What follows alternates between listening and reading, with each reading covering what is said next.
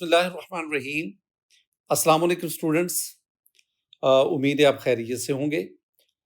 आज हमारा industrial chemistry का जो लेक्चर है that is about the dyes. Dyes dyes के हम डेफिनेशन पढ़ेंगे, बेसिक करेक्टरिस्टिक्स। फिर मैं आपको ना इसका जो केमिकल कंपोजिशन है ना, स्ट्रक्चर कह लो या आप लफ्ज़ एक यूज़ कर लो, केमिकल कंपोजिशन। केमिकल कंपोजिशन, तो मैं आपके साथ डाइज की केमिकल कंपोजिशन जो है ना ये शेयर करूंगा। उसके बाद मैं क्लासिफाई करूंगा। वैसे क्लासिफिकेशन तो आप डाइज की बहुत सी बेसिस पे कर सकते हैं, लेकिन मैं एक दो बेसिस पे क्लासिफिकेशन और फिर यूजेस। तो ये बहुत सारे बच्चों के लिए एक नया टॉपिक होगा। कुछ के तो साफ इंटरमीडिएट में ये पार्ट होता है सिलेबस का, लेकिन कुछ के लिए ये नया होगा। बहरहाल तवज्जो से सुनिएगा। मैं उन पॉइंट्स को आपके सामने डिस्कस करूंगा जो एमटी कैट के लिए बहुत इंपॉर्टेंट है। आइए हम आगाज करते हैं। डाइज, ये आप देख रहे हैं, here we have various colours, different colours and very beautiful colours. Dyes क्या हैं? डाइज क्या हैं? डेफिनेशन पे आओ। अगर मैं डाइज की डेफिनेशन की बात करूं ना बेटा जी, तो डाइज की डेफिनेशन है कि dyes are chemical substances that impart colours to textile, silk, wood, food stuff and leather. यानी मैं एक सिंपल सी बात पहले सुनो ना। डाइज क्या है? डाइज हैं केमिकल सब्सटेंसेस। मैं कहूंगा कि dyes are organic compounds. Chemicals are organic compounds. Dyes are OC. When I say the OC, OC mean organic compounds. तो डाइज वो ऑर्गेनिक कंपाउंड्स है दैट इम्पार्ट, जो के देते हैं कलर्स। किन किन को? टेक्सटाइल, यानी ये जो कपड़े की सनत है, सिल्क, रेशम, वूल, फूड स्टफ, लेदर, लेदर चमड़ा। मैं मजीद आपको ना ये बात जो है ना मजीद क्लियर करता हूं। मैं कहता हूं कि डाइज आर ऑर्गेनिक कंपाउंड जो के कलर्स देते हैं। किन किन को? किन किन को कलर्स करते हैं? उसमें आप पेपर ले लो, मैं पेपर लिख देता हूं, कागज। मैं पेपर के बाद लेदर ऊपर हो गया, मैं दोबारा लेदर लिख देता हूं, ये लेदर मैं दोबारा लिख देता हूं। लेदर के बाद बेटा जी हम आते हैं फर। फर, फर के बाद आप ले लो, हेयर को ले लो। हेयर, ये बालों को रंगने के लिए भी डाइज इस्तेमाल होती हैं। वो घरों में डाई नहीं, यानी वो जो बाहर रंगते हैं, तो वो डाइज नहीं इस्तेमाल करते, ये डाई इस्तेमाल कर रहे हैं। और उसके बाद ड्रग्स, बड़ी इंपॉर्टेंट बात है।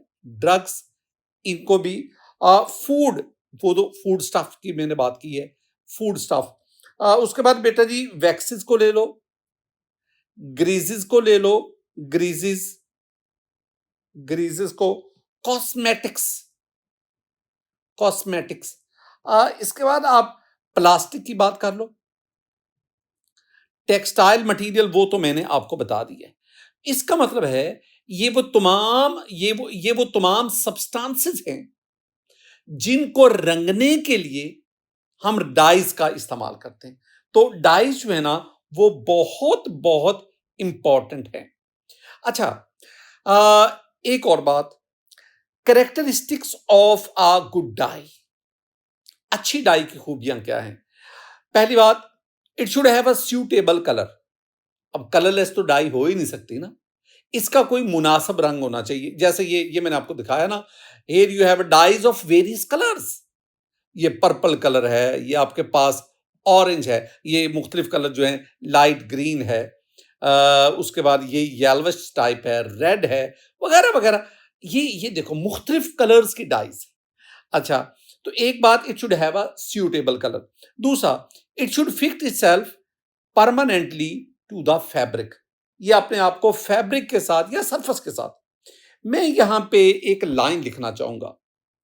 मैं कहूंगा कि ये जो डाइज के मॉलिक्यूल्स हैं, ये अपने आप को सरफेस के साथ केमिकली बाउंड कर लेते हैं।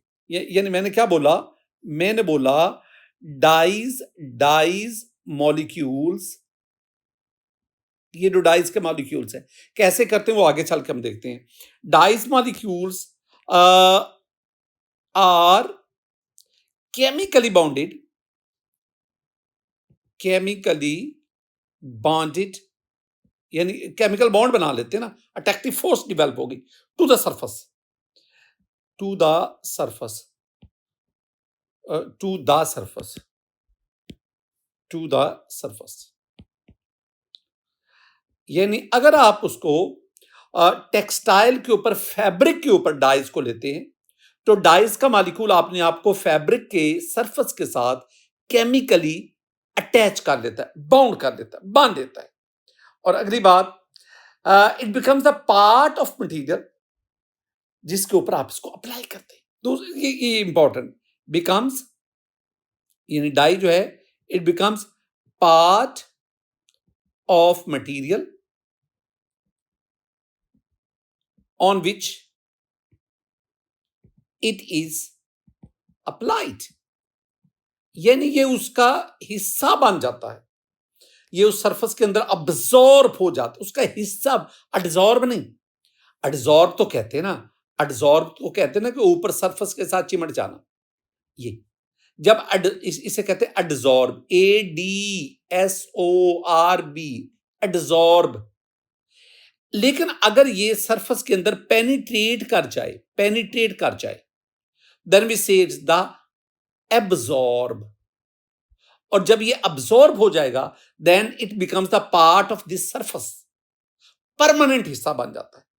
तो डाइज जो हैं, they absorb into the surface of the material on which it is applied. ये उसके अंदर अब्जॉर्ब हो जाता है, जज़ब हो जाता है। Remain unaffected to the light and washing, दो लाइट, उससे इसको कोई फर्क नहीं पड़ा, उसका हिस्सा बन गया ना, becomes the part of the surface on which it is applied. Should resistant to the action of water, acid, alkalies, soap और अदर सॉल्वेंट। याद रखना, ये जो सोप और डिटर्जेंट है ना, they are basically alkaline in nature. मैंने क्या कहा, ये जो सोप है, साबन, या जो डिटर्जेंट है, detergents, they are basically alkaline in nature. तो सोप हो, एसिड हो, वाटर हो, डिटर्जेंट हो, सॉल्वेंट हो, कोई भी, तो वो इस डाई का कुछ नहीं बिगाड़ सकते। ये स्टूडेंट आगाज किया हमने डाइज, उसकी डेफिनेशन को पढ़ा, हमने डाइज की, गुड डाई की कैरेक्टरिस्टिक पढ़ी। आगे बढ़े, structural part of a dye. Structural part कह लो, या मैं यूं कह लेता हूं ना, मैं इसको केमिकल कंपोजिशन भी कह देता हूं, chemical composition of a dye. ये कुछ लाइनें सिर्फ पढ़ने के लिए, याद नहीं करना। The relationship between the colour of a substance and its structure, यानी भी किसी भी सब्सटेंस का कलर क्या होगा और स्ट्रक्चर, उसके दरमियान relation, colour of a substance और उसका स्ट्रक्चर, उसका रिलेशनशिप। ये सबसे पहले एक साइंटिस्ट था, जर्मन साइंटिस्ट ओटो विट, उसने इसको ना, और वो एक थ्योरी देता है जिसे हम कहते हैं क्रोमोफोर ऑक्सोक्रोम थ्योरी। आज ये दो लफ्ज आपने याद करने। आज का जो हमारा लेक्चर है वो इस लफ्ज के गिर्द घूमेगा, जिसे हम कहते हैं ना क्रोमोफोर और ऑक्सोक्रोम। ये लफ्ज याद करने, क्रोमोफोर ऑक्सोक्रोम, क्रोमोफोर ऑक्सोक्रोम, इस लफ्ज के गिर्द आज की हमारी डिस्कशन घूमेगी। अच्छा, अब ये थ्योरी क्या कहती है, आई मीन ये जो क्रोमोफोम ऑक्सोक्रोम थ्योरी, ये क्या कहती, ये थ्योरी कहती है the colour of organic compound, yes, is due to the presence of unsaturated group that is known as chromophore. अब ना ये एक छोटी सी बात है, मैं सिर्फ आपको बताना क्या चाहता हूं बेटा जी, ये जो डाई है ना, डाई के दो पार्ट्स होते हैं। तीन लफ्ज जरा समझो ना, मैं फिर उसकी ना डिटेल में आता हूं। तीन लफ्ज अपना, एक है क्रोमोफोर, ये लफ्ज जेब में रखना है, क्रोमोफोर, क्रोमोफोर। एक और टर्म है, और वो टर्म है क्रोमोजेन। क्या बोला, क्रोमोजेन, ये दूसरी टर्म आ गई। एक और टर्म है that is called auxochrome, AUXO, oxo, CHROME, auxochrome. ये तीन अल्फाज मेरे बच्चों को आना चाहिए। क्या क्या बोला, क्रोमोफोर, क्रोमोजेन, ऑक्सोक्रोम, क्रोमोफोर, क्रोमोजेन, ऑक्सोक्रोम। मैं ना इन इन तीनों को जरा एक्सप्लेन करता हूँ। फिलहाल यहाँ तो आपने इसको पढ़ना जो मैंने लिखा है, लेकिन मैं इसको अपने अंदाज में पहले आ गया क्रोमोफोर। क्रोमोफोर किसे कहते हैं? ये बेटा जी, ये जो NO2 ग्रुप है ना, this NO2 group is called chromophore. इसको हम नाइट्रो ग्रुप कहते हैं। This group is called nitroso. NO2 is called nitro. अब ये हैं सारे MCQ जो आपसे MD कैट में पूछे जा सकते हैं।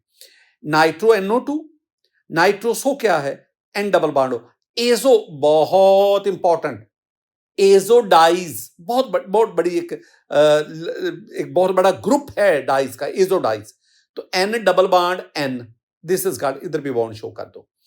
कार्बोनिल, ये आपके पास आ गया। क्विनोइड, क्विनोनाइड, ये बेंजीन रिंग आ गया, ये बेंजीन रिंग, ये आ गया। डबल बॉन्ड हो, क्विनोनाइड। अच्छा, एक और भी है। अगर मैं इसको ले लूं, C डबल बॉन्ड C, क्या बोलोगे इसे? इसे हम कहते हैं एथिलीन ग्रुप। एथिलीन ग्रुप, मेरे ख्याल में इतने तो आप याद कर ही लोगे ना। ये मैं एग्जांपल की तरफ आ रहा हूं। ये क्या है? ये तो फंक्शनल ग्रुप नहीं है जो हम ऑर्गेनिक केमिस्ट्री में पढ़ते रहे। यस, वहां पे ये फंक्शनल ग्रुप ही था, लेकिन जब आप डाइज की बात करते हैं, अब आप इन्हें फंक्शनल ग्रुप नहीं कहेंगे। तो सर अब हम इन्हें क्या कहें? अब हम इन्हें कहेंगे दीज आर क्रोमोफोर्स। क्या नाम बता? क्रोमोफोर्स। क्रोमोफोर्स, इनकी बदौलत किसी भी डाइज का रंग आता है, यानी they are responsible for producing colour in dye. ये देखो, chromophore are responsible for producing colours to a dye. किसी भी डाई में जो रंग होता है वो इन क्रोमोफोर्स की बदौलत होता है। ये पढ़, ये MCQ भी आ गया ना, ये MCQ भी आ गया। Which of the following group is responsible for producing colour to a dye? तो यू विल आंसर क्रोमोफोर। क्यों जी? क्यों ये colour? Because they are capable of absorbing light in the near UV। ये जो ग्रुप्स आपके सामने है ना, ये ग्रुप्स यूवी विजिबल रीजन के करीब लाइट अब्सॉर्ब करने की कैपेबिलिटी रखते हैं। साफ जरा, जब लाइट का कुछ पार्ट अब्सॉर्ब होगा, बाकी जब रिफ्लेक्ट होगा, तो वो जो रिफ्लेक्टेड पार्ट है वो उस कंपाउंड को जिसने कुछ पार्ट अब्सॉर्ब किया उसको कलर बना देता है। और मॉलिक्यूल का कौन सा हिस्सा है जो यूवी विजिबल के करीब लाइट को अब्सॉर्ब करता है? वो यही क्रोमोफोर है। अच्छा, मैं आपको याद करवाने के लिए तीन बातें समझाता हूं। क्रोमोफोर को याद करवाने के लिए तीन बातें। तो पहली बात क्रोमोफोर के बारे में, पहली बात आपने याद करनी जो सब में कॉमन है, कि ये जो क्रोमोफोर्स है ना, ये अनसैचुरेटेड ग्रुप्स हैं। अनसैचुरेटेड ग्रुप्स, ये पहली बात। आप इन सब में देख लो, ये नाइट्रो ग्रुप ना, ये अगर हम नाइट्रो की बात करें, N डबल बॉन्ड O और O, ये देखो, the presence of double bond is responsible for the unsaturation of nitro group. ये डबल बॉन्ड, मैंने एथिलीन ग्रुप का डबल बॉन्ड, इसका मतलब है तमाम क्रोमोफोर्स में डबल बॉन्ड मौजूद होता है। एक तो ये बात है कि दे आर यानी अनसैचुरेशन मौजूद है। दूसरी बात, कोई भी ऑर्गेनिक कंपाउंड इन क्रोमोफोर की वजह से कलर दिखता है। यानी मैं कहूंगा रिस्पॉन्सिबल फॉर द, ये बार पीछे भी हो सकती है, रेस्पॉन्सिबल, यानी chromophore is responsible for producing colour in dyes. ये कलर का जिम्मेदार है। अच्छा, एक बात ना बहुत बहुत इंपॉर्टेंट, और वो क्या? वो बात है कि ये जो कलर है ना, ये जो कलर, इसकी जो इंटेंसिटी है, वो मैं अक्सोक्रोम की तरफ बात हूं, लेकिन फिर यहां पे एक इंपॉर्टेंट बात है कि intensity of colour intensity of colour. हमारी एक बुक कहती है कि ये जो इंटेंसिटी ऑफ कलर है ना, ये दो चीजों के डायरेक्टली प्रोपोर्शनल, दो चीजों पे डिपेंड करती है, दो चीजों पे। एक, number of chromophore, number of chromophores. तो जितने क्रोमोफोर्स की तादाद ज्यादा होगी, उतना वो कलर ज्यादा डीप होगा, ज्यादा गूढ़ा होगा, गूढ़ा गूढ़ा। और दूसरी जो चीज है वो डिग्री ऑफ कॉन्जुगेशन है, डिग्री ऑफ कॉन्जुगेशन। कॉन्जुगेशन आप समझते हैं ना, ये C double bond, single bond, double bond, single bond. तो ये double single double single, when double bond are alternate the single bond, that creates the conjugation. अब जितनी conjugation ज्यादा होगी, उतना वो कलर ज्यादा डीप होगा। ये कुछ पॉइंट्स हैं। अच्छा, एक लफ्ज आ गया क्रोमोजेन। क्रोमोजेन क्या कहते हैं?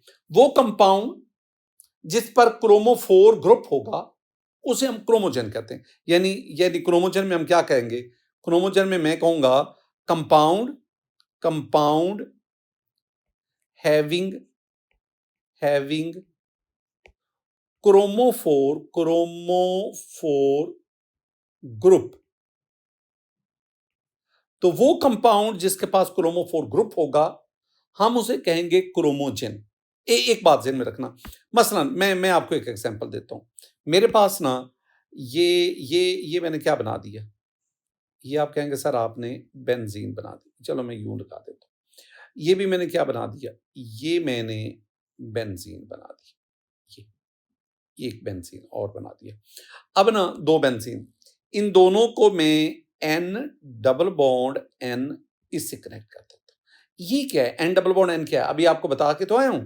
ये जो N डबल बॉन्ड N है, हम इसे कहते हैं एजो ग्रुप। ये एक क्रोमोफोर है, ये जो हम पढ़ रहे हैं ना क्रोमोफोर। तो इसका मतलब है ये मेरे पास एक कंपाउंड आ गया, इस कंपाउंड का नाम है एजोबेंजीन, एजोबेंजीन। तो ऐसा कंपाउंड जिसमें ये वाला क्या है, ये वाला क्या है? एजो ग्रुप है ना। एजो ग्रुप क्या है? ये एक क्रोमोफोर है, क्रोमोफोर। अब ये कंपाउंड है, इस कंपाउंड का नाम है एजोबेंजीन, इसमें ये क्रोमोफोर है, एजो ग्रुप।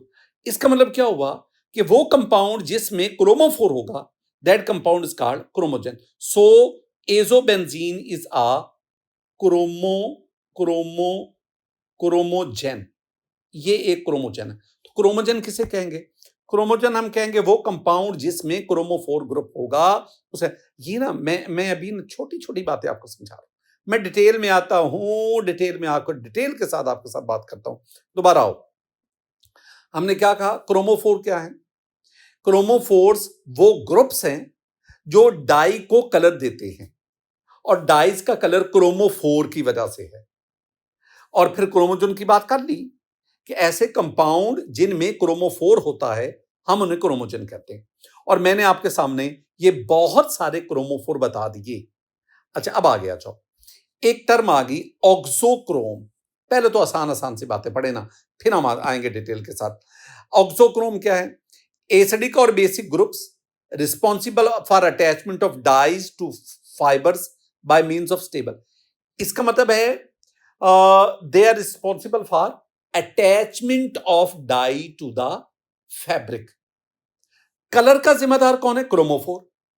डाई को सरफेस के साथ अटैच करवाने का जिम्मेदार कौन है? ऑक्सोक्रोम। तो अच्छा, कुछ बुक्स कहती हैं कि ये ऑक्सोक्रोम जो है ये कलर इंटेंसिफाइंग ग्रुप भी है। मैं ये कुछ बुक्स कहती हैं, मैं उनका हवाला दे देता हूं। कुछ बुक्स क्या कहती हैं? वो कहती हैं कि this one is colour intensifying group. लेकिन मैं भला क्या कहता हूं? मैं कहता हूं नहीं, जो कलर की इंटेंसिटी है, जो कलर की डीपनेस है, that depends upon the number of chromophore और degree of unsaturation, degree of conjugation, जो पहले मैं बता चुका हूं। बहरहाल एक आधी बुक्स में लिखा हुआ था तो मैंने आपको बता दिया। मैं तो एक्सोक्रोम को कहता हूं कि that is responsible for the attachment dyes to the fibre. और polar oxochrome makes dyes water soluble and binds the dyes to the fabric by interaction with the oppositely charged groups। अच्छा, बात मेरी जेहन में रखनी है, मैं इस बात पे मुत्तफिक हूं, मैं इस बात पे मुत्तफिक हूं कि chromophore they are responsible to produce the colours in the dyes, और auxochrome they are responsible to attach the dyes to the surface. ये मैं इस पे हूं। एग्जाम्पल पे आ जाओ मेरे बच्चों।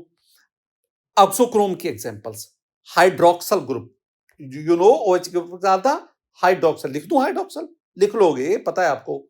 COOH carboxyl group. अच्छा, ये SO3H क्या होता है? सल्फोनिक एसिड ग्रुप, लिख देता हूं sulphonic acid group, this is called the sulphonic acid group. अच्छा, ये NH2 क्या है? Amino group. क्या कहेंगे? NH2 को क्या कहोगे? Amino, AMINO, amino group. अच्छा, ये NHR क्या है? हाँ, NH2 से एक हाइड्रोजन निकल गया, अब उसकी जगह पे R ग्रुप आ गया। This is called secondary amine group. This is called secondary, SEC, secondary amine group. And what is NH2? This is called tertiary amine group। अच्छा, ये जो तीनों हैं, due to the presence of H, they are acidic in nature, और ये जो तीनों हैं दे आर बेसिक। तो ऑक्सोक्रोम जो है ना, ये दो तरह के, एक को हम कहते हैं एसिडिक और एक को हम क्या कहते हैं? बेसिक। मैं एक बड़ी ना खूबसूरत बात आपके साथ करने जा रहा हूं, जरा मेरी बात को वेटेज देना, मेरी बात को समझना। एक्सोक्रोम की मैंने दो बातें की हैं। एक मैंने कहा कि they are responsible for the attachment of dyes to the surface, to the fabric, तो उसके जिम्मेदार है। लेकिन मैंने कहा एक और बुक कहती कि they are responsible for the these are the colour intensifying group. ये दोनों मैंने बातें कर दी। अच्छा, एक और बात जरा सुनना, तो बात बड़ी इंपॉर्टेंट है। कहते हैं कि अगर मैं एक ना ये एजो बेंजीन की बात करो। मैं पहले अपनी ना बात क्लियर करता हूं। एजो बेंजीन, बेटा जी, एजो बेंजीन में क्रोमोफोर है, ऑक्सोक्रोम कोई नहीं। ये इसको हमने क्या कहा? एजो बेंजीन, ये क्रोमोजन है, इसमें क्रोमोफोर है। अब क्रोमोफोर होने की वजह से इसका जो कलर है ना एजो बेंजीन का, इसका रेड कलर होता है। ये रेड इन कलर। लेकिन याद रखना, it is not a dye है। क्या इसमें ये क्रोमोफोर है तो ये डाई नहीं है? नो, ये कलर्ड सब्सटेंस है, डाई नहीं है। क्या मतलब? डाई के लिए क्या लाजमी है? डाई के लिए लाजमी है कि आपके पास ना, मैं इसको, आपके पास ये बेंजीन रिंग है ना, ये benzene ring, double single double, ये आ गया, और इधर में ना ये एन, ये सॉरी, ये एन, ये एजो ग्रुप आ गया, इट्स ओके। और ये फिर बेंजीन बना दो, ये बेंजीन बना दी, ये बना दिया, डबल सिंगल डबल, ये आ गया। अच्छा, ये तो ऊपर वाला एजो बेंजीन ही बना, लेकिन अगर मैं यहां पे NH2 लगा दूं, अब सुनना मेरी बात मेरी सुनना। What is this NH2? What is this? This is the chromophore, PHOR। अब इसकी वजह से, क्रोमोफोर की वजह से ये बन गया कलर्ड कंपाउंड बना, डाई नहीं बना। डाई के लिए लाजमी क्या है? ये वाला Chrome. This is called the auxochrome. क्या हम कहते हैं इसको? ऑक्सोक्रोम। तो इसका मतलब अब ये जो बना, इसे हम क्या कहेंगे? पैरा पे, ये जो पैरा पोजीशन है, पैरा पे अमाइनो ग्रुप है, पैरा अमाइनो एजो बेंजीन बनाना, पैरा अमाइनो एजो बेंजीन। अब now this is the dye. मैं कहना क्या चाहता हूं, ये वाला ग्रुप क्रोमोफोर, अगर अकेला क्रोमोफोर क्रोमोजन में मौजूद होगा तो वो बतौर डाई नहीं है, not a dye, that is only a colour substance. Dye के लिए लाजमी क्या है कि क्रोमोफोर के साथ साथ ऑक्सोक्रोम भी होना चाहिए। और ऑक्सोक्रोम क्या करता है, ये डाई को सरफेस के साथ अटैच करता है। इसका मतलब हुआ डाई के जो केमिकल कंपोजिशन उसके दो हिस्से हैं, एक को कहते हैं क्रोमोफोर जो डाइज में कलर डिवेलप करता है, और दूसरा क्या है ऑक्सोक्रोम जो डाई को सरफेस के साथ इंटैक्ट करता है, चिमटा देता है, अब्सॉर्ब करवाता है। जब ये दोनों ग्रुप्स होंगे फिर वो कंपाउंड जो है that is called the dye. अब ये अगर एजो ग्रुप सिर्फ एजो बेंजीन लोगे तो इसका कलर है रेड, लेकिन जब ये डाई बन जाएगा अब इसका कलर क्या है, येलो। ये जो मैं इतनी बातें लिखता हूं ना कि इसका कलर रेड है, और ये जो पैरा अमाइनो बेंजीन है, अमाइनो एजो बेंजीन है, इसका कलर येलो है, ऐसी बातें कहां पे पूछी जाती हैं, ये एमसीक्यू में जाएगी। ये बेटा जी कुछ चीजें थी जिसे मैंने किसमें पढ़ाया, मैंने इसको आपको पढ़ाया, this one is the structural part of a dye, या other way this one is the chemical composition of dye. आगे बढ़ो, क्लासिफिकेशन बेस्ड क्लासिफिकेशन। आप ना डाइज को कई तरह से क्लासिफाई कर सकते हैं मेरे बच्चे। आप डाइज को सोर्स की बुनियाद पर डाई कर सकते हैं, source, natural dyes, synthetic dyes, और नेचुरल फिर आगे कई किस्म की है। क्या उनका सोर्स एनिमल है, क्या उनका सोर्स प्लांट्स हैं, कौन से हैं, क्या वो मिनरल सोर्स हैं। अच्छा, उसके बाद आपके पास फिर एप्लीकेशन की बेस पे आप इनको एप्लीकेशन की बेस पे अप्लाई, मैं सोर्स और एप्लीकेशन दोनों के बेस पे बात करूंगा। एक और भी चीज है और वो है स्ट्रक्चर। तो मैं सोर्स, एप्लीकेशन और स्ट्रक्चर तीनों की बुनियाद पर डाइज को क्लासिफाई करूंगा, सोर्स, एप्लीकेशन और स्ट्रक्चर। अच्छा, अब आ जाएं, सबसे पहले मैं बात करता हूं डाइज के। ये देख लो टेबल बना हुआ है डाइज। अगर सोर्स की बुनियाद पर बात करें, सोर्स की बुनियाद पर, तो नेचुरल, सिंथेटिक, नेचुरल फिर plant source, animal source. Plant source में एक मैडर डाई, ये मैं आपको दे, this is the madder dye, madder, MADDER, madder dye, ये मैडर डाई। अच्छा, ये मेहंदी है, मेहंदी, हनी, सॉरी मेहंदी को नहीं कह रहा हूं, ये मेहंदी है। ये जो मेहंदी है ना, मेहंदी भी एक डाई है। और ये देखो, ये बहुत सारी डाइज आपको दिखा रहे हैं, ये प्लांट्स है और ये फैब्रिक्स है जिसके ऊपर इनको अब्सॉर्ब करवाया जाता है। तो एनिमल सोर्स में आपके पास टेरियन पर्पल है, सिंथेटिक एजोडाइज है, नॉन एजोडाइज है। एजोडाइज में एक लंबी लिस्ट है। एप्लीकेशन बेस पे आपके पास क्या है, वो भी मुख्तलिफ हैं। केमिकल कंपोजिशन बेस पे, ये तो वैसे मैंने ना एक आपको दे दिया, इसको याद करने की जरूरत नहीं। यार क्या करना है, नेचुरल डाइज। नेचुरल डाइज ना मैं कहूंगा कि ये जो नेचुरल डाइज है ना, they are derived from biological source. Natural dyes are derived from biological source. Biological source, biological source. पहले आप बात कर लो प्लांट सोर्स। प्लांट्स के कौन कौन से सा बेटे जी, प्लांट्स की जो रूट्स हैं, जड़ें आप ले लो, रूट्स, ROOTS, रूट्स। प्लांट्स में आप बार्क को ले लो, लीव्स का तो आपको पता ही है, लीव्स, बार्क कहते हैं छाल को, लीव्स को ले लो। आप बेरीज को ले लो।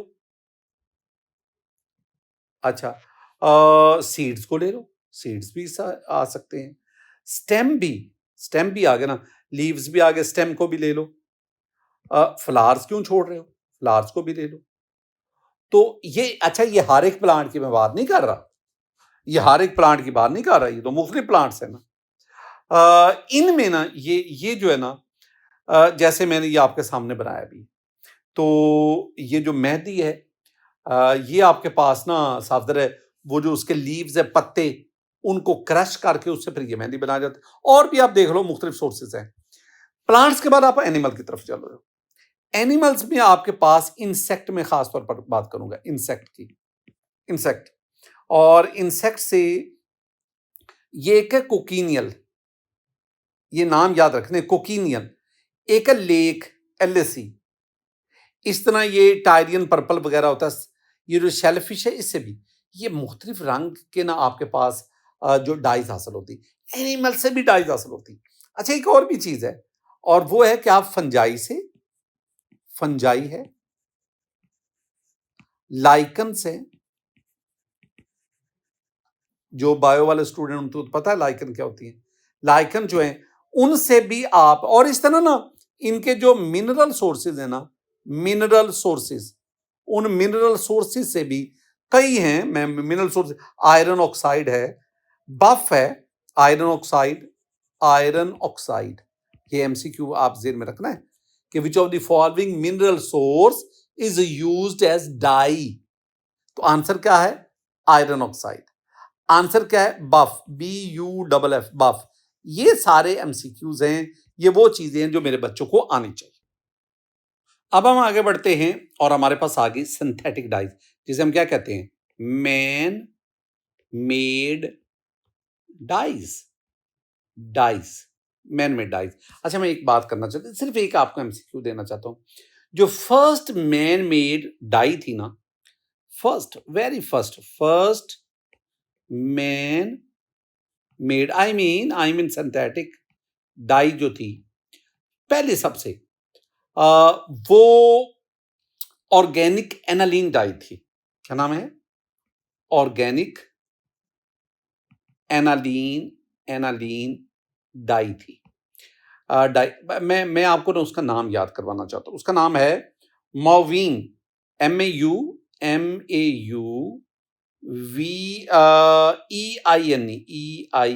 Mauvin.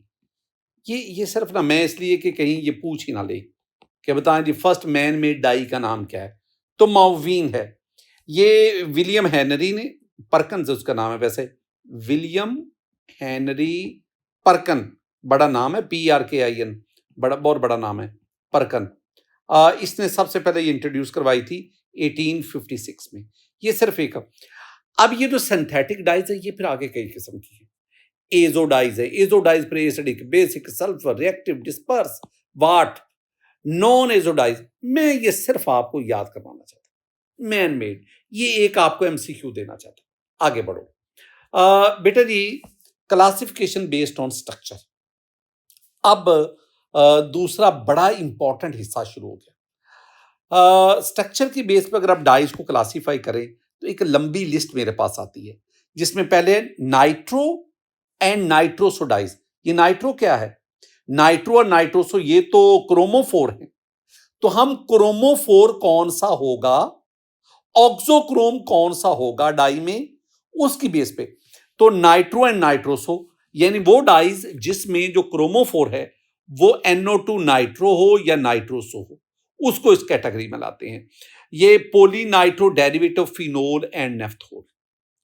Industry less important because of less fast colour, यानी इसके इतने ज्यादा गूढ़े रंग नहीं होते। याद क्या करना है? ज्यादा याद करने की जरूरत नहीं है, आपने सिर्फ इसका ये क्रोमोफोर याद करना है कि क्रोम, नाइट्रो और नाइट्रोसो डाइज में NO2 क्या है, NO क्या है, ये इनके क्रोमोफोर हैं। मसलन एक पहले आपके पास आ गया नेफ्थोल येलो एस। ये जो नेफ्थोल येलो एस है ना, ये जो खाने की चीजें है ना, इनके ऊपर ये ना नेफ्थोल येलो एस, ये naphthol yellow S use for colouring edible material, खाने वाली जो चीजें हैं उसके ऊपर ये यूज होता है। अब इसमें देख लो, NO2 नाइट्रो, NO2 नाइट्रो, ये दोनों क्या हैं? ये दोनों हैं इसमें क्रोमोफोर। ये OH क्या है, ये SO3H क्या है, ये दोनों इसमें क्या है? ऑक्सोक्रोम। अब ना नाम क्या आ गया? अब आपने याद क्या करना है? आपने ये नेफ्थोल येलो एस लिख लो इसका स्ट्रक्चर ड्रॉ करना है तो कर लो, आपका दिल करता है तो कर लो। पहली बात, आप इसमें देखना है कि आपके पास क्रोमोफोर कौन से हैं। जवाब है कि इसमें क्रोमोफोर है NO2। दूसरी बात, इसमें ऑक्सोक्रोम कौन कौन से? ऑक्सोक्रोम इसमें हाइड्रोक्सल, और एक इसमें ऑक्सोक्रोम है SO3H। ये ऑक्सोक्रोम, ये किसके लिए इस्तेमाल होती है? ये एडिबल मटेरियल, उसकी कलरिंग के लिए इस्तेमाल होता है। नाम ऑक्सोक्रोम, क्रोमोफोर, ऑक्सोक्रोम और यूज। एक और, मॉर्डन ग्रीन फोर। क्या बोला? Modern green four. इसमें NO क्या है? This is the nitroso group. ये क्या है? This is the chromophore. और इसमें ऑक्सोक्रोम कौन सा है? OH। इसके कलर का, ग्रीन कलर का रिस्पॉन्सिबल कौन है? नाइट्रोसो। इसको इसको वूल या सिल्क के साथ अटैच करवाने वाला ग्रुप कौन सा है? OH group, auxochrome. अच्छा, ये modern green four, it is used as a dye wool और सिल्क। यानी वूल को या सिल्क को, ऊन को या रेशम को, उसको रंगने के लिए हम मॉडर्न ग्रीन फोर का इस्तेमाल करते हैं। अब मैं आपको ना रास्ते बताता जा रहा हूं, बाकी याद तो आपने करना है ना। यही स्ट्रेटजी जो हमने इन दो डाइज में इस्तेमाल की, कौन कौन सी? नेफ्थॉल येलोएस और मॉडर्न ग्रीन फोर। इन दोनों में तो ये देखो ना, ये वाला, ये इतना, ये आ गया फिनोलिक पार्ट, ये फिनोल्स हो गया ना, तो नेफ्थोल। आगे बढ़ो, एजोडाइज, ये पहले क्या थे? नाइट्रो और नाइट्रो। ये नाइट्रो याद रखना, NO2 को हम नाइट्रो कहते हैं, और नाइट्रोसो क्या है? NO। ये नाइट्रोसो ग्रुप है। अब आ जाओ एजो। एजोडाइज, एजो आपको क्या कहा था? एजो यही ग्रुप था ना। तो एजोडाइज क्या है? They impart orange colour to wool and silk. This is the information. मैं इसमें क्या कर सकता हूं? मैं तो इंफॉर्मेशन है ना। Use as indicator in acidic acid alkali acid base titration है जिसे कहते हैं। अल्कली को बेस कह लो ना। एसिड बेस टाइट्रेशन में बतौर इंडिकेटर इस्तेमाल होते हैं acid dyes. And their colour orange in alkaline solution and red in acidic solution. मेरे बच्चों, all these are MCQs। What is the use of azo dyes? ये वूल या सिल्क को ऑरेंज कलर देती है। ये एसिड बेस्ड टाइट्रेशन में बतौर इंडिकेटर इस्तेमाल होती है। अल्कलाइन सॉल्यूशन में इनका colour orange. MCQ, the colour of azo dyes in alkaline solution is, आगे मुख्तलिफ आंसर है, करेक्ट आंसर आपका है orange. The colour of azo dyes in acidic solution, the correct answer is red. ये क्या है? यही तो MCQ है ना। यही तो वो बातें हैं जो आपसे एंटी टेस्ट में पूछी जाएंगी। अब इसमें एजोडाइज में एजो ग्रुप, ये तो हो गया क्रोमोफोर। इसमें ऑक्सोक्रोम क्या क्या हो सकते हैं? इसमें ये ऑक्सोक्रोम है।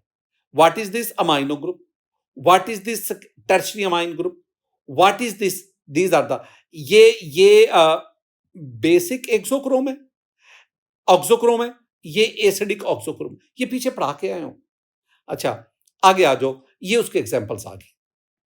पैरारेड स्ट्रक्चर देख लो, ये पैरारेड का स्ट्रक्चर है। ये क्या है? ये क्या है? बोलो। ये क्या है? बोलो। ये है एजो ग्रुप। ये क्या है? Nitro group. इसमें मेन रोल एजो ग्रुप का है, जो इसके कलर का बायस बनता है। ये OH क्या है? ये ऑक्सो ग्रुप है। ये N डबल बॉन्ड N, ये एजो ग्रुप क्या है? क्रोमोफोर। OH ग्रुप क्या है? ऑक्सोक्रोम। मिथाइल ऑरेंज, बड़ा इंपॉर्टेंट, ये क्या है? Azo group. एजो ग्रुप की वजह से मिथाइल ऑरेंज को हम क्या कहते हैं? एजोडाइज। और ये मिथाइल ऑरेंज भी आपको पता है बतौर इंडिकेटर इस्तेमाल होता है। SO3H क्या है इसमें? है इसमें SO3H ऑक्सोक्रोम है, बिल्कुल कॉन्गो रेड है। ये क्या है? एक एजो। ये क्या आ गया? दूसरा एजो। एजो ग्रुप की वजह से कॉन्गो रेड को हम क्या कहते हैं? This is the azo dyes. ये इसमें क्या है? NH2, SO3H, NH2। ये क्या है? NH2। ये इसमें ऑक्सोक्रोम है। ये याद रखने हैं।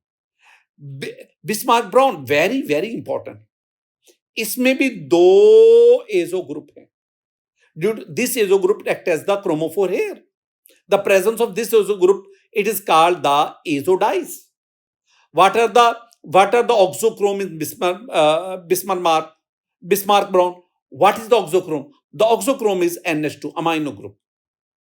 और ये सारे के सारे, यानी इसमें क्रोमोफोर कौन सा है, इसमें ऑक्सोक्रोम कौन सा है? बेटा जी यही तो बातें हैं, यही तो एमडी कैट के एमसीक्यूज है। मैं ना बहुत से अब इसमें सिर्फ 4 एग्जांपल है। पैरा रेड की एग्जांपल है, मिथाइल ऑरेंज की एग्जांपल 2, कॉन्गो रेड की 3, बिस्मिल। अब ये बातें तो आपको याद करनी पड़ेगी, ना याद करो स्ट्रक्चर, लेकिन ये छोटी-छोटी बातें क्रोमोफोर, और ये किसके एग्जांपल्स हैं? ये एज़ोडाइज़ के एग्जांपल है। मैंने कहा ना बहुत इंपॉर्टेंट एज़ोडाइज़ हैं। अच्छा आगे बढ़ो। Tri tri aryl methane dyes, ये क्रिस्टल वॉयलेट, आमतौर पर इनको हम क्रिस्टल वॉयलेट कहते हैं। ये चुन के बातें मैं लाया हूं, मैं वो बातें लाया हूं जो आपके एमडी कैट के लिए लाजमी है। साल्मन वाटर की डीप ब्लू कलर, किसकी डाइज के लिए? वूल, सिल्क, टैनन। टैनन कहते हैं किसको भला? एक होते हैं ना खाल, खाल, तो उसे कम कहते हैं टैनन, ठीक है। फिर चमड़ा आ जाता है जिसे हम लेदर कहते हैं। Used in inks, stamping pads and typewriter ribbon, वहां पे भी ये डाइज इस्तेमाल हो रही। ये क्या है? ऑक्सोक्रोम है। Which auxochrome are used in triaryl methane dyes, these auxochrome are used. अब मेलाकाइट ग्रीन बड़ी बड़ी इंपॉर्टेंट है, मेलाकाइट ग्रीन है, ये मेलाकाइट ग्रीन है। सिर्फ याद क्या करना है? आपने याद करना है कि मेलाकाइट ग्रीन जो है, इसमें कौन सा आपके पास ऑक्सोक्रोम है? ये है, ये NR2 है, ये NR2 है। NR2 क्या है? टर्शरी अमाइन ग्रुप है, तो इसमें tertiary amine group that act as a auxochrome. आगे आ जाओ। फिनोफ्थलीन बहुत इंपॉर्टेंट, आप याद है ना, वेरी वेरी इंपॉर्टेंट इंडिकेटर आ गया, ये फिनोफ्थलीन है। ये इसमें C डबल बॉन्ड हो, कार्बोनिल ग्रुप आ गया, OH ग्रुप है, OH ग्रुप है, this OH group act as the auxochrome, this carbonyl group that act as, आपको इसका स्ट्रक्चर भी आना चाहिए। और इंपॉर्टेंट बात ये मैं बताना चाह रहा था कि ये जो फिनोफ्थलीन है, it is red in base, alkali में, बेसिक सोल्यूशन में इसका कलर रेड होता है, और एसिडिक सोल्यूशन में इसका कलर क्या होता है? Colourless. This is the MCQ। The colour of phenolphthalein in basic medium, क्या क्या MCQ पूछा जाएगा? कलर ऑफ फिनोफ्थलीन में पीएच लिख देता हूं, इन एसिडिक मीडियम, मीडियम कह लो या सोल्यूशन कह लो, क्या कलर होगा?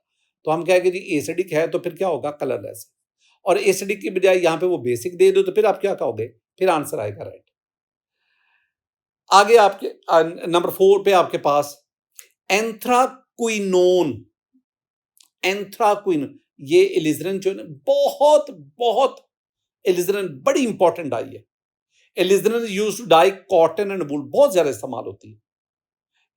It is used as purgative in medicine, अब ये खुद ही गूगल करना, परगेटिव इन मेडिसिन, और it is used in print. ये इसके यूजेस है, मैं यूजेस तो वैसे मैं लिख दिए हैं, वैसे याद कर लो। सिर्फ आपने याद ये करना है, सबसे इंपॉर्टेंट बात, कि इनमें ऑक्सोक्रोम कौन सा है, इनमें क्रोमोफोर कौन सा है? इंडिगो डाइज, ये Indigo, Indigo containing carbonyl chromophore, ये कार्बोनिल C डबल बॉन्ड हो, दिस इज द क्रोमोफोर, ये क्रोमोफोर हो गया। तो फिर ऑक्सोक्रोम कौन सा है?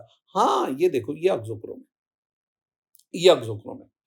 तो कार्बोनिल जो है, ये C डबल बॉन्ड हो, ये कार्बोनिल, और ये क्या है? This is the auxochrome. तो ये आपके पास जो सेकेंडरी अमाइन है, ये ऑक्सोक्रोम आ गया। बेटा जी ये कुछ बातें जो हैं, हमने ये सारी की सारी जो हमने डिस्कशन की थी ना, ये है classification based on structure, structure की बुनियाद पर।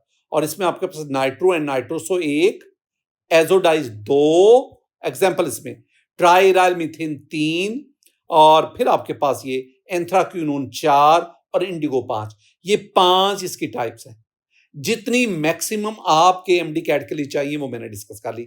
आगे ये सिर्फ इंफॉर्मेशन है, classification based on method of application, आप कैसे उनको अप्लाई करते हैं। डायरेक्ट डाइज, ये सारी इंफॉर्मेशन है। Direct dyes containing acidic and basic, भाई ऑक्सोक्रोम होता ही एसिडिक है या बेसिक है? हमने पीछे पढ़ा नहीं, कुछ एसिडिक हैं, कुछ बेसिक हैं।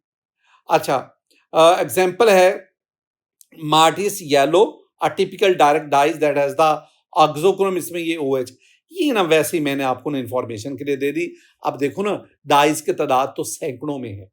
अब सब तो हम याद नहीं ना कर सकते। मेरे बच्चों का छोटा सा दिमाग और उसमें बहुत सारे, मुझे आप बाज दफा ना आप लोगों को बड़ा तरस आता है, हकीकत में बड़ा तरस आता है कि आप लोग जो है इस टीन एज में क्या क्या करना पड़ रहा है आपको। वाट डाइज, ये डायरेक्ट डाइज, वाट डाइज, जिनको ना वाट कहते हैं, अ लार्ज पॉट, एक बहुत बड़ा बर्तन, उसे कहते हैं वाट। तो वाट dies insoluble in water but on reduction with sodium hydrosulfide in a Watt form a color soluble compound greatly। मैं ये जस्ट वैसे ही पढ़ता हूँ, इसको याद नहीं करना। याद ये करना है इंडिगो ब्लू, इंडिगो वाइट, तो रिडक्शन ऑक्सीडेशन उस पर चेंज हो रहा है। मैं इंडिगो वाइट हैज ऑक्सोक्रोम, उसमें OH है। तो और इसी तरह that binds dyes fast to the cellulose fibre, ये ना ऑक्सोक्रोम जो है ये बाइंडिंग मटेरियल के तौर पर इस्तेमाल होता है। और फिर containing ethereal oxygen and OH group. Modern dyes no natural affinity for the fabric, ना ही फैब्रिक के साथ कोई अट्रैक्शन नहीं है, and apply to it with the help of salt.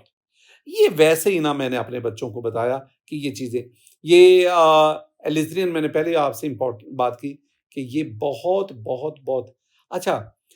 Modern जो है ना, ये वैसे तो फाइबर के साथ, फैब्रिक के साथ इसकी कोई अट्रैक्शन नहीं है, लेकिन साल्ट की मौजूदगी में ये फिर फैब्रिक के साथ इसके अट्रैक्शन हो जाती है। एजोइक डाइज, वो एजो से लफ्ज निकाला।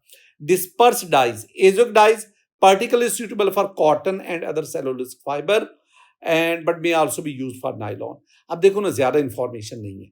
और disperse dyes insoluble in water but can be dispersed in a colloidal form in water or used with modern synthetic fibers such as nylon or lawn polyester cellulosic acetate। ये nylon है और lawn है, polyester है, ये सारे हम polymer का जो टॉपिक है, यूनिट है, उसमें हम पढ़ते हैं। एप्लीकेशन ऑफ डाइज, टेक्सटाइल में इसका बहुत ज्यादा, यानी जहां पे कपड़े वगैरह हैं, use to colour fabrics for clothing and other textile products। Different types of dyes are selected based on the fiber type and desired color hardness। Food industry, dyes are added to food and beverage to enhance visual appeal, खूबसूरत लगे ना। These dyes must be safe for consumption। हाँ, ये बड़ी important है, यानी अगर साफ जरा, अगर फूड स्टफ के साथ है तो उसको खाना तो पड़ेगा, ये हमारे लिए हाँ कार्सिनोजन ना हो, उसको देखा जाता है। And approved by food safety regulations. तो बेटा जी, ये कुछ चीजें थी जो मैंने अपने बच्चों के साथ डिस्कस की। ये हमारा टॉपिक था डाइज का। जहां पे इंपॉर्टेंट बातें हैं वहां पर जरा फोकस किया करो, बाकी चीजें आप ओवरलुक कर सकते हैं। मैं तो हर एक चीज को कवर करने की कोशिश करता हूँ। आखिर में मेरी दुआएं मेरे बच्चों के लिए, अल्लाह ताला आप लोगों को खुश रखे, शाद रखे, आबाद रखे। अस्सलामु अलैकुम वरहमतुल्लाह।